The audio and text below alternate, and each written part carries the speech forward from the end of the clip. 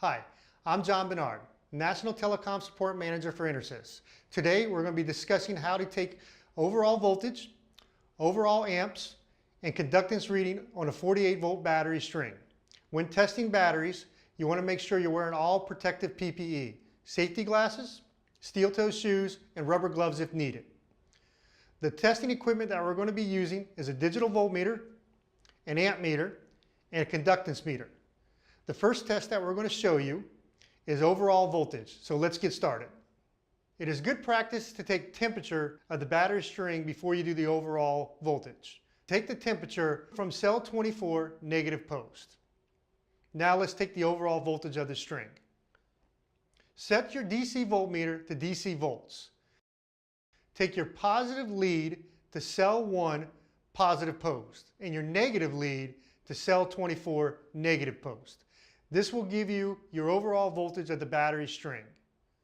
The next test procedure we're going to show you is how to take overall DC current amps. It's very good practice to do overall DC current amps.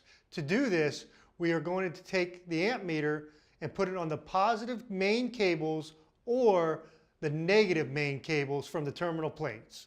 This will give you your overall DC current in amps. Our next procedure is going to be conductance testing with the Midtronics meter. When setting up the Midtronics conductance tester, it is important to know the battery type and the reference value defined by the battery manufacturer. It is good practice to start at cell 1 of the battery string, and the Midtronics conductance probes must come in contact with the battery post and not the inner cell connector. For battery cells that have more than one post, it is good practice to move from left to right. Then continue to cell 2, 3, 4, so on and so on. It is important that this measurement technique is consistent throughout the entire string as well as in future maintenance checks. It's also important to not take the conductance measurements through the terminal hardware. If the measuring device indicates that conductance values are out of range, the measurement may be false. The connection between the measuring device probe and product may have been poor. If this occurs, reset the connection of the probe to the cell to double check the measured conductance value. If cells are found with values below the reference value threshold, record the serial number, date code, product size, and installation date for those cells. Finally, load the measured values into the firm suite database. In summary, many factors influence conductance readings.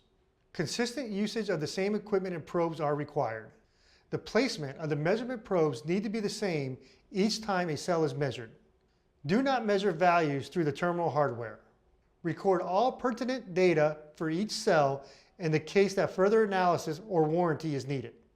For more information, refer to your Intersys account manager.